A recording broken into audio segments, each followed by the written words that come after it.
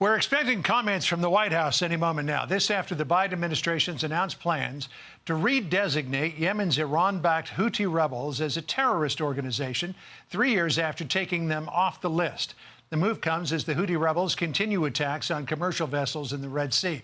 But it will take another 30 days for the plan to take effect.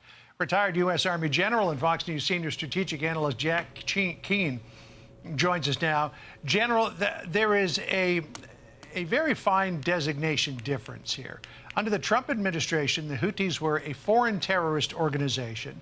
Additionally, with the specially designated global terrorist entity, the Biden administration put back the SDGT designation, but did not restore it to full foreign terrorist organization status. Why wouldn't they do that? Yeah, well, I think what's going on here, so our audience understands the difference between the two. The first one, the SDGT, designates terrorists.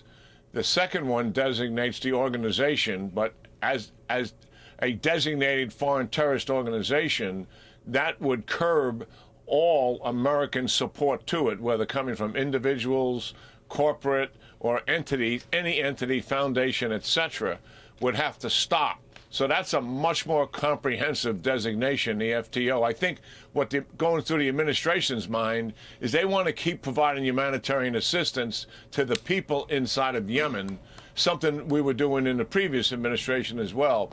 I don't see why they made the difference and left out the FTO, because the FTO provides plenty of capacity to make exceptions so you can provide humanitarian aid, and that is routinely done. I think they should have done both of them. It's beyond me that we can't even get this right when we decide to finally do the designation that I think never should have been removed 3 years ago, as you indicated.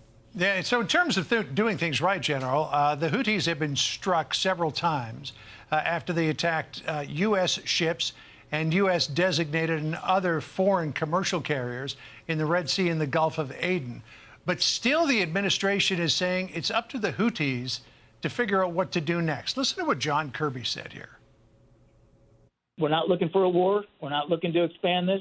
Houthis have a choice to make, and they still have time to make the right choice, which is to stop these reckless attacks.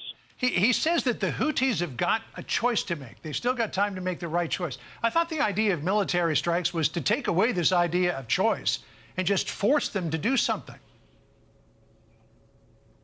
Yeah, well, most definitely. I mean, we always use this kind of language to sort of minimize what we're doing. It's well known now that it's likely that when we did that first comprehensive strike that we all applauded, that the Houthis had some lead time, so to minimize the casualties, and the leaks coming out of the White House was their intent.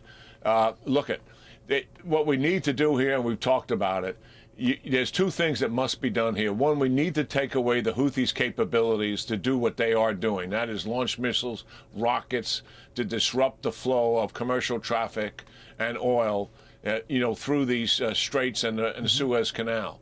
And we should continue to hit them until that capability is completely withered away. What are we talking about? Rockets, missiles, radars, command and control systems, storage sites, etc. That's number one. Number two, what we are doing, and I hope we're stepping this up, and our two SEALs who are lost at sea that we're trying to recover are part of this, and that is to disrupt the shipment of rockets and missiles out of Iran into Yemen. And we got to be very aggressive about that. We haven't been as aggressive in the past. It's been more episodic than anything else, and I hope we're really applying a foot to the metal here.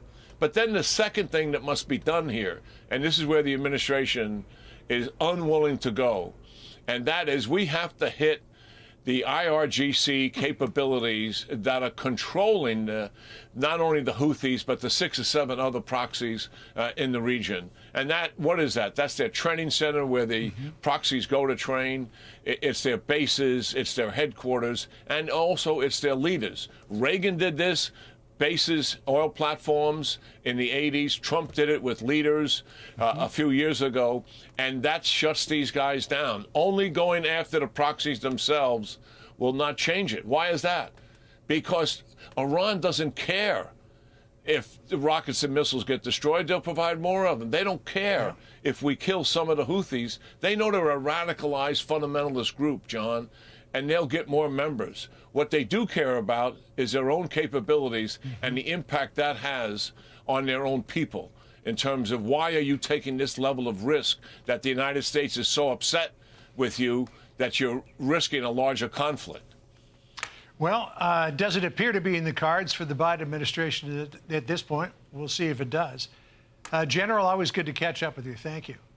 Hey everyone, I'm Emily Campagno. Catch me and my co-hosts Harris Faulkner and Kaylee McEnany on Outnumbered every weekday at 12 p.m. Eastern, or set your DVR. Also, don't forget to subscribe to the Fox News YouTube page for daily highlights.